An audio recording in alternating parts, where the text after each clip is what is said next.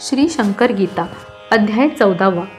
महाराज पाहती मज रोखून, वंदन केले मी वाकून. महाराज रोखून पाहून तसेच बसले पाहत. तीक्ष्ण डोळे मजला म्हणती, काय अडचणी तुझ्या पुढती. त्यांची तुझला कसली भीती, समर्थ मी आहेच. माझ्या लीला विलासांची माहिती तुला हवी ना होती. कोणत्या अपूर्व घटना घडती तुला हव्या होत्या ना. मम लीला विलासांचा डोंगर ठेविला मी तुझ्या समोर. त्यातले कळस चमकदार तेवढेच फक्त लिहावे. भारतीय महायुद्धात 18 अक्षौहिणी सैन्य असत. सर्वांच्या नुसत्या नावास न पुरत 18 अध्याय केवळ.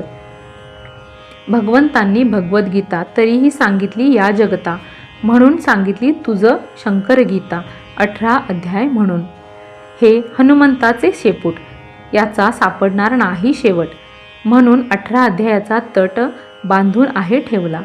महाराजांच्या डोळ्यांचे बोल ऐकून मोलाचे, चकित होऊन वदले वाचे, जय जय प्रभो शंकर. अभ्यंकरांच्या स्वप्नात रोज त्यांच्या मातोश्री येत. ऐसे का रोज घडत, काळजी त्यांना लागली. पैठणला महाराजांनी अभ्यंकराला घेतले बोलावून. महाराज नदीत उभे राहून अभ्यंकरांना म्हणाले, भाताचे पिंड करून सत्वर वहा माझ्या पायावर. पिंड वाहतात चरणावर. महाराज सांगू लागले, तुझी आई झाली रे मुक्त. तेव्हापासून अभ्यंकरांच्या स्वप्नात आईचे येणे बंद होत. महाराजांनी उद्धरले. दत्तात्रेय गणेश अभ्यंकर यांच्या वडिलांपासून घरी महाराज येत असून हेही भजती महाराजा. हे 9 वर्षाचे असल्यापासून महाराजांच्या सहवासात असून महाराज यांना घेऊन फिरले अनेक ठिकाणी. रात्री अपरात्री महाराज येत. चहा खिचडी करण्या सांगत, भलतीच कामे करण्या लावत, करवूनही घेत ते. एकदा महाराज त्यांच्या घरात चादर पांघरून झोपेत जन्मल्या बाळासम लहान होत. अभ्यंकर झाले चकित. आई वडिलांना बोलावून म्हणले, अहो महाराज बाळ झाले. वडिलांनी पांघरून काढले, पूर्ववत दिसले महाराज. महाराज म्हणाले, माझे ऐका, मोठ्याचे लहान होता येईल का. प्रत्यक्ष पाहिले ते खोटे का. भांबावून गेले दोघेही. अभ्यंकर म्हणाले महाराजांना, आपले मूळ रूप मज दाखवा ना. महाराज म्हणाले अभ्यंकरांना, जरूर बेटा दाखवीन. समाधीनंतर काही वर्षांनी शुद्ध अष्टमीच्या दिनी रात्रीचे 2:30 वाजले असूनही मोठा चमत्कार झाला. एक भव्य तेजस्वी व्यक्ती प्रगटली अचानक समाधीवरती. 25 फूट उंची होती. पुरुष रूप मनोहर. महिन्याने पुन्हा अष्टमीशी तीच उंची त्याच वेळेशी समाधीवरती चढदिशी स्त्रीरूप प्रगटले सुंदर. चूल पेटविली त्या स्त्रीने, कढईत भाजले शेंगदाणे, तसेच तोंडात ओतले हाताने अगदी गरम असताना. ती स्त्री म्हणे, मी आदिशक्ती, दर्शन प्रसाद खाऊने मी जाणार आहे येथुनी. आवाज स्पष्ट कणखर. समाधीवर पादुकांच्या उजव्या बाजूस गुप्त झाले पुरुष रूप. पादुकांच्या डाव्या बाजूस शक्ती अंतर्धान हो. अशीच एक अष्टमी असत. समाधी मठाच्या मंडपात एक भव्य रूप प्रगटत. तेजपुंज विशाल मारुती समोर मंडपात मांडी घालून ते बसत. तेथूनच ते पाय लांबवीत समाधीवर ठेवले. बाबूराव रुद्र आणि अभ्यंकर पाहत होते हा प्रकार. तेवढ्यात बाब्या ऐसा पुकार त्या पुरुषाने केलाच. बाबूराव आवाज ऐकत, महाराज आपणास बाब्याच म्हणत. त्या पुरुषाने एका हातात धरले बाबूरावांना, लांबवून दुसऱ्या हातास धरले अभ्यंकरास. अभ्यंकरास तो पुरुष म्हणू लागला जोरात, माझे मूळ रूप तुझला पहावयाचे आहे ना. शब्द मी तुझ दिला होता ना, पाहून घेई आता ते. तो पुरुष तेथून निघाला. पादुकांच्या उजव्या बाजूस गेला. अल्लख ऐसा पुकार केला, अंतर्धान पावला. पुढे ती शक्ती प्रगटत पादुकांच्या डाव्या बाजूस जात. अल्लख ऐसे पुकारत गुप्त झाली तेथेच. अभ्यंकरांच्या मनात अगदी लख प्रकाश पडत. ओळखिले हेच महाराज असत. मूळ रूप दाखविले. 3 वर्षांनी समाधीनंतर अष्टमीस मठात समाधीवर प्रत्यक्ष महाराज निजलेवर पाय त्यांनी लांबविला. पाय एवढा लांबवीत वर हंडी टांगलेली असत, तिला पायाने हलवीत. प्रत्यक्ष अभ्यंकर पाहत. अभ्यंकरांची मुलगी आजारी. प्रत्यक्ष महाराज प्रगटले घरी. टोपी चपला ठेवून दुरी संडासात गेले लघवीस. टोपी चपला अभ्यंकरांनी ठेविल्या पेटीत लपवुनी. बराच वेळ झाला म्हणून संडास त्यांनी उघडला. महाराज तर गुप्त झाले. मग पेटीत सामान पाहिले तर ते सामानही गुप्त झाले. घटना समाधीनंतरची. एकदा अभ्यंकरांच्या घरात मी त्यांच्याशी होतो बोलत. त्यांच्या डोक्यावर मजला दिसत 2 पाऊले तेजस्वी.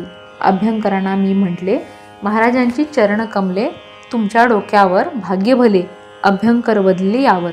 मी महाराजांसंगे खेळत, माझ्या डोक्यावर ते पाय ठेवत. नेहमीच ऐसे असे घडत, त्याचाच परिणाम हा असत.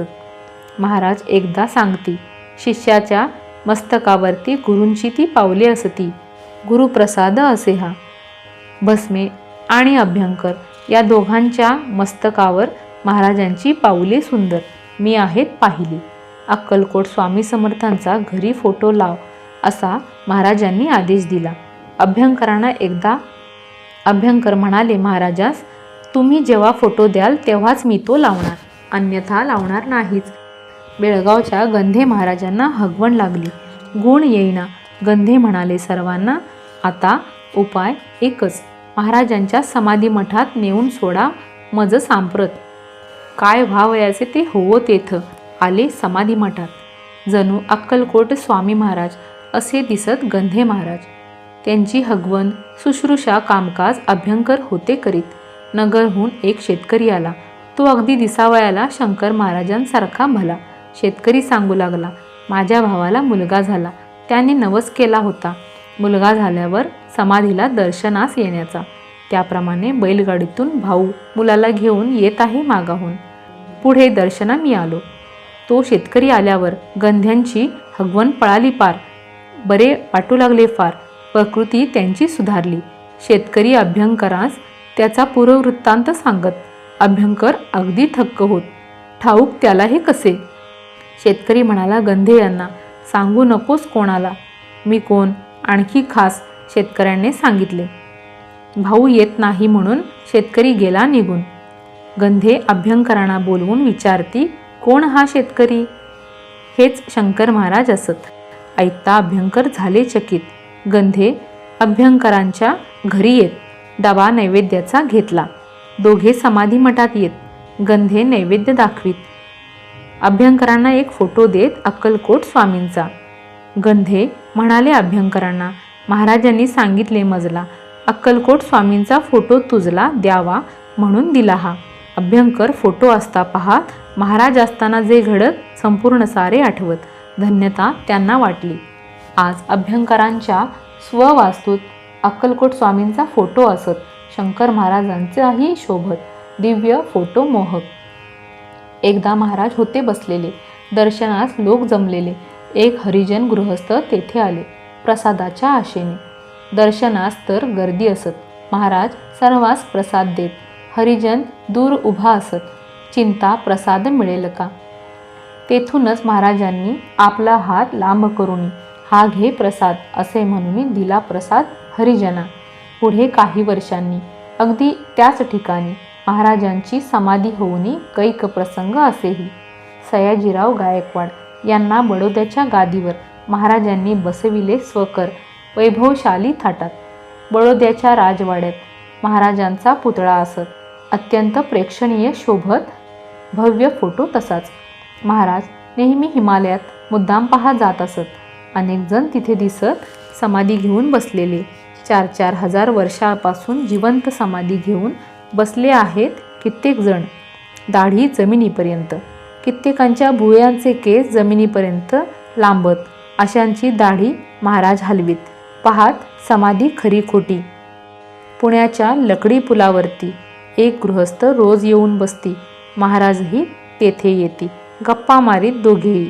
नियमाने दोघांच्या गप्पा होत. गृहस्थ महाराजांस विचारत, आपले नाव काय असत. राहता कोठे आपण. शंकर महाराज माझे नाव. मी राहतो धनकवडी मठात. महाराज त्याला सांगत. ऐकून त्याने घेतले. पुढे 2 दिवसात महाराज आले नाहीत. चौकशी करण्यास गृहस्थ येत धनकवडी मठात. शंकर महाराज कोठे असत. बाबूराव रुद्र दाखवीत. ही महाराजांची समाधी असत. गृहस्थ थक्क झाला. लकडी पुलावरती रोज नियमाने येतात हे महाराज. आले नाहीत काल आज चौकशीस आलो म्हणून. रुद्र त्याला सांगत, समाधी घेऊन 8 वर्षे होत. गृहस्थ झाले चकित. रुद्रही थक्क झाले. समाधी घेतल्यावर काही वर्षांनी एका भक्ताच्या लग्नास जाऊनी कोठी सांभाळली महाराजांनी. फोटो काढला त्यात महाराजांचा मुहूर्त अमावस्या हा असे ख्यात.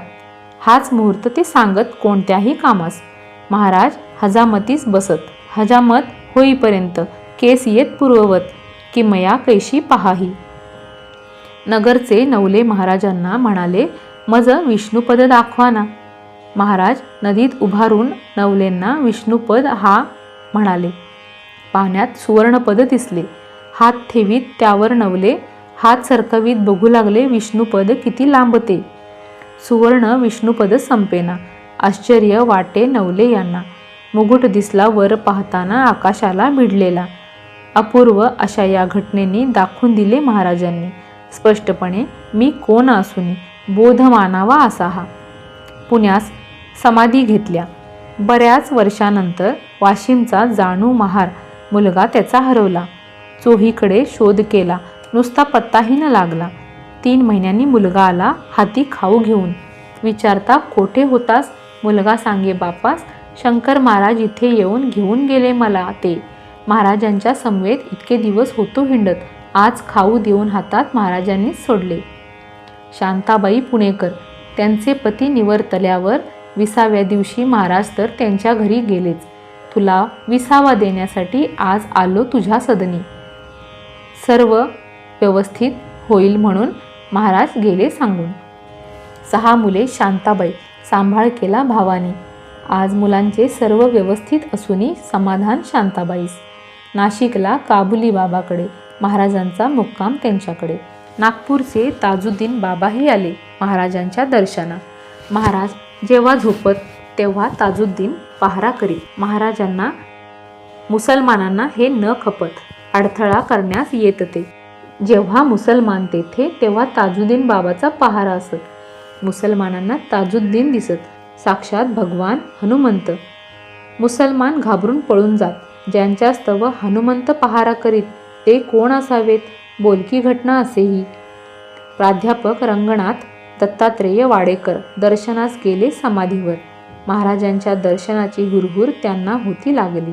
दर्शन घेता समाधीतून जे 1111 प्रगटला ध्वनी. इंग्रजी भाषेतील ध्वनी ऐकून अर्थबोध होईना. अर्थबोध झाला समाधीवर. जे म्हणजे ज्ञानेश्वर. जे ज्ञानेश्वरांचे आद्याक्षर. पुढे 1 4दा असत. 1111 यात 1 अंक 4दा असत. ज्ञानेश्वरीचा पहिला अध्याय ओवी पहिली. त्यातील त्या ओवीचे पहिले चरण त्याचेही पहिले अक्षर म्हणजे ओम हे असत. 4 1चा अर्थ हा.